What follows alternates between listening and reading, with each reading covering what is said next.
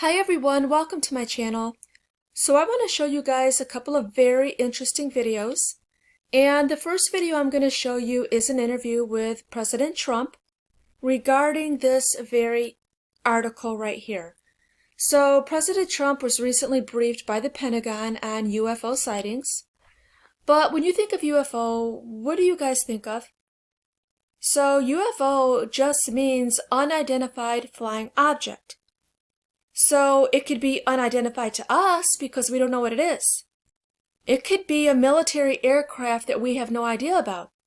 And I'm sure the government has, aircraft and all kinds of things going on that we're not privileged to that information. Of course, I understand that. But when I think of UFO, I think of aliens. I think of alien aircraft. And there have been so many people all over the world for years and years, sane people, respected people who have come forward, people in the Navy, people in the military, who has seen unidentified flying objects. So what do you guys think? First, let's take a look at this interview, and then I'm going to have some more questions for you guys. The federal government is being increasingly open about its decades-long investigation of UFOs. They have spent millions of dollars, and officials admit now they've seen many things they don't understand. We decided to ask the president about it. Here was his semi-cryptic answer. Watch. You gave an interview the other day in which you said you've been briefed on unidentified flying objects. Are they real? Well, I don't want to really get into it too much, but personally, I tend to doubt it. You have people that swear by it, right? And pilots have come in and they said, and these are pilots that are not pilots that are into that particular world, but we have had people saying that they've seen things. I'm not a believer, but, I guess anything's possible. We spoke to a government official recently who said the U.S. government had wreckage from a UFO in a facility on an Air Force base. Are you familiar with that? I haven't heard that, no. I haven't heard that. It has not been within government, has not been a big thing, but I've seen it. I've seen it on your show, but I've seen it. I don't assume it's correct, but, I have an open mind, Tucker. No, you do, Mr. President. Thank you for that. Nowadays, you can believe anything, right? True. Nick Pope is a journalist. He once investigated UFO sightings for the British Ministry of Defense, and he joins us tonight. So, Nick, I thought that was an interesting answer. The president said he had been briefed, quote, I don't want to get into it, but he's skeptical that UFOs are real. What does that add up to, would you say? Well, first of all, I think it's absolutely refreshing to get a straight answer from a president, a sitting president on this, without dodging the question, without making some humorous reference to a science fiction movie. So that was good to hear. I understand the skepticism. I think everyone that started off looking at this within government starts skeptical. But as you say, this reference to the briefing that he has is very interesting. And when he says he doesn't want to get into this, does that reflect just that he's personally not that interested, or maybe that he received some classified information that he's not able to share about all this? We spoke to a credible, non-crazy U.S. government official who said categorically, flat out, the U.S. government has wreckage from a UFO. Didn't say it was extraterrestrial. It was an unidentified flying object, and the U.S. government has material from that aircraft, whatever it is. That's an amazing claim. How would the president not have heard that, assuming it's true? Well, I think... Yeah, I think that's the big thing, assuming it's true. I mean, I would think that the president has probably asked the chairman of the Joint Chiefs, firstly, is there a threat here to the United States? And secondly, setting that question aside, what are we dealing with? I mean, is this our own tech? Is it Russia? Is it China? Or is it from somewhere further afield? I mean, he will have asked for all information held on this, and we'll be trying to figure out what to do. I mean, he has said himself, something feels a little bit different about all this, with the US Navy pilots and the radar operators now coming forward. So there is something different and important and big happening. So what would you say, since you speak to a lot of people who are involved in this, not just in the professional UFO questioning world, which I think most of us have a right to be a little skeptical of, but of just, ordinary pilots and people going about their business in government who have intersected with these stories or seen these objects themselves. What is the majority view about what these are? Russian, Chinese, American, or something else? Well, I'm not sure there is a majority view, and even within government, and I've been here myself with the British Ministry of Defence, there were conflicting opinions. I mean, look, if the president would like more research and more briefing, I'm certainly happy to help with that, and I could probably round up a couple of other former intelligence officials from within the US administration who've looked at this, and we could certainly, I'm sure, get some people who aren't afraid to think the unthinkable and ask those big what-if questions. But look, whatever happens with UFOs, this may happen on President Trump's watch. I mean, we may get, with the current radio telescopes, certainly with the next generation telescopes, we might get absolute confirmation that there's other civilizations out there, and therefore this might happen on President Trump's watch. He'll be the one who has to make the announcement, and what a historic announcement that would be. My fellow Americans, people of the world, we are not alone. So I'm glad to hear he's open-minded and thinking about this, because there has been an upsurge in these sightings, and who knows what the future. So what do you guys think after watching that interview? So I have a few questions. Maybe you guys can help me out. So I truly believe that the government knows something, and yes, there's aliens. They've seen the aliens. They've seen alien aircraft. I really believe that. And to know how big the universe is and to think that we're the only life form, now that's naive. That's far-fetched. But of course, most people do believe that there's life on other planets. But what is the reason why they can't tell the public? What do they think would happen if the public knew? That has always been my main question. There's really no question that there is life on other planets and that the government knows about it. But why can't we know? What would happen? Someone answer me. Okay. And another question. So, anytime anyone has ever spotted a UFO, it's looked like this. So, either everyone is telling the truth and they're seeing similar UFOs, or the first person who spotted one and made up this shape, everyone just stuck to that shape? So everyone's sticking to the same lie? Or are they telling the truth? And I had another question and I totally forgot. But anyway, I'm going to show you guys a really cool video for anyone who is interested in stuff like this. And we all know how big the universe is. But this video totally puts it into perspective about how astronomically big the universe is. This video is so cool to me. Anyway, try to answer my questions. And if you're new to my channel, please like this video, subscribe, and leave me a comment down below. If I remember my question, I'm going to leave it down below. Oh, here's my question. I remembered. Okay, nowadays when everyone has a phone, we all have a recording device on us 24/7. Why are there not more recordings and spottings of UFOs?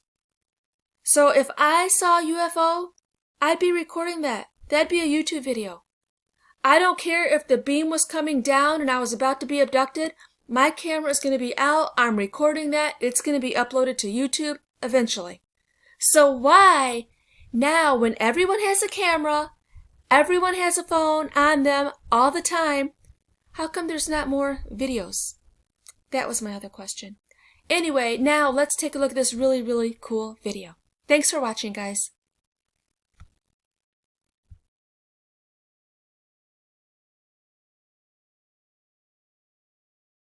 This is Earth. You live here on this planet somewhere, and everything that you've ever known is located right here. But just how small exactly is Earth when compared to the scale of the entire universe? Let's start by zooming out to where we can see our nearest cosmic neighbor, the Moon. You may think that the Moon is very close to Earth since it dominates our night skies, but in reality the Moon isn't this close to our planet, it's actually about this far away, 384,400 kilometers away from you right now on average. You could fit 30 entire Earths in between this distance, and if you somehow were able to drive a car at a constant 100 kilometers per hour speed, it would take you about 160 days to drive the entire distance. Despite this incredible distance, however, 12 humans have actually set foot here, representing the furthest away that any individual human has ever been away from the Earth, and one of humanity's greatest achievements. This is what the Earth would look like from there if you were standing there with them, and if you wanted to communicate with somebody back at home, it would take a message about 2.5 seconds to travel between you and them, since that's how fast the speed of light can travel at.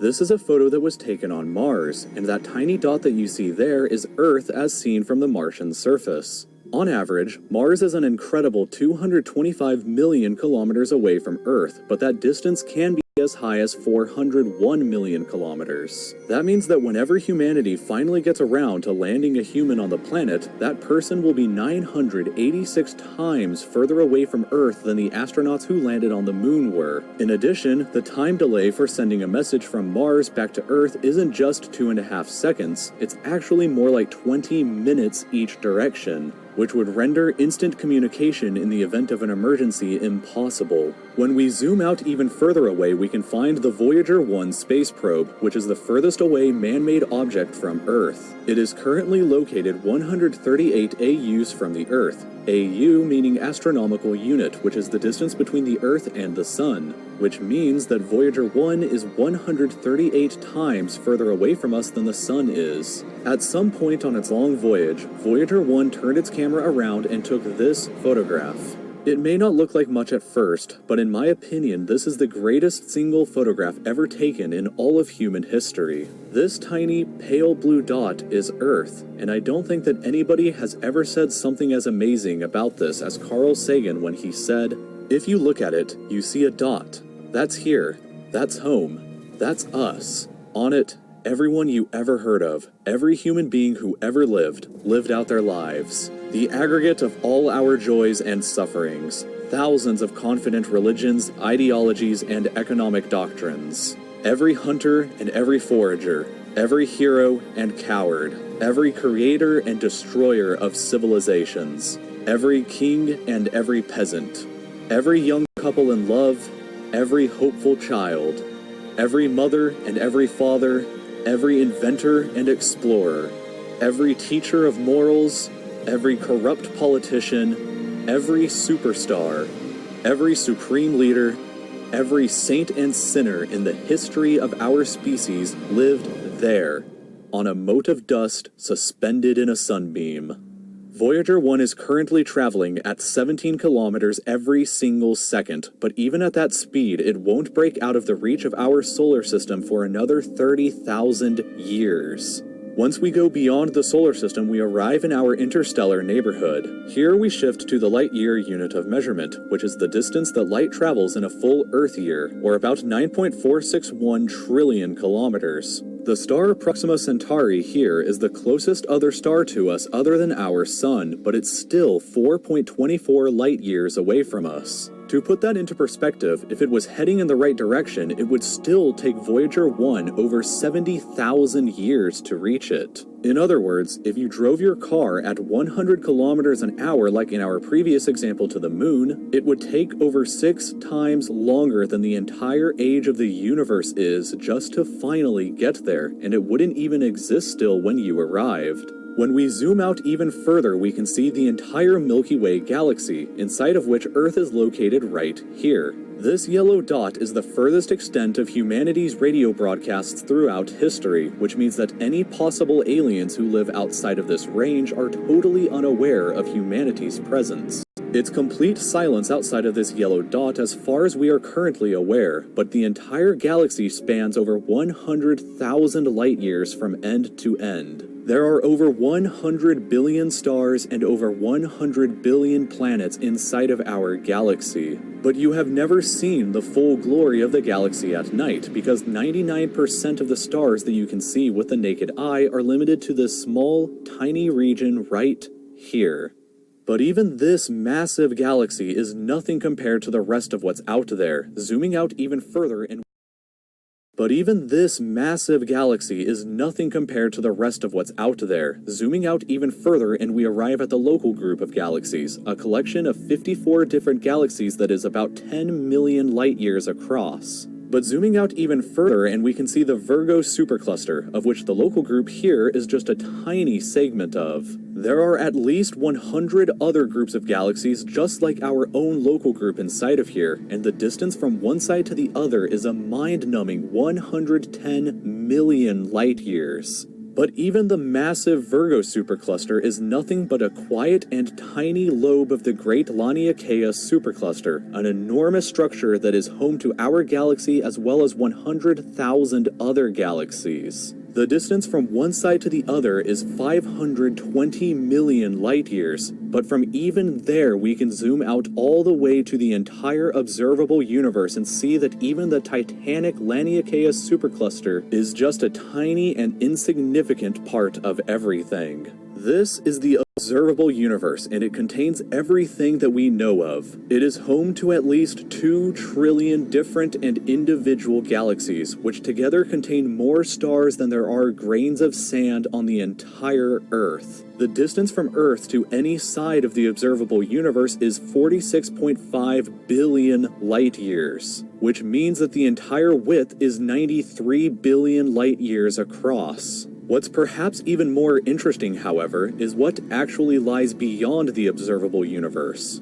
Keep in mind that the observable universe is all that we can currently see, and it's entirely possible that the rest of the universe outside of it is vastly larger and more fantastic than we can possibly ever imagine. We simply don't know what else is out there because the light from these incredibly distant places has not yet had enough time in the universe's history to reach us yet back on Earth, and the light from some places may never reach us at all. Because some parts of space very far away from Earth are expanding away from us faster than the speed of light, that means that the light from these places will never, in an infinite amount of time, reach Earth. Meaning that even if humanity is eternal and exists forever, there will still be an unknown number of places in the universe that we will never know about or ever see. So, it is very likely that as unbelievably enormous as it seems, the observable universe is just a tiny slice of what we can currently see of the entire universe. According to the theory of cosmic inflation that was proposed by Dr. Alan Guth, if it is assumed that cosmic inflation began at 10 to the negative 37th of a second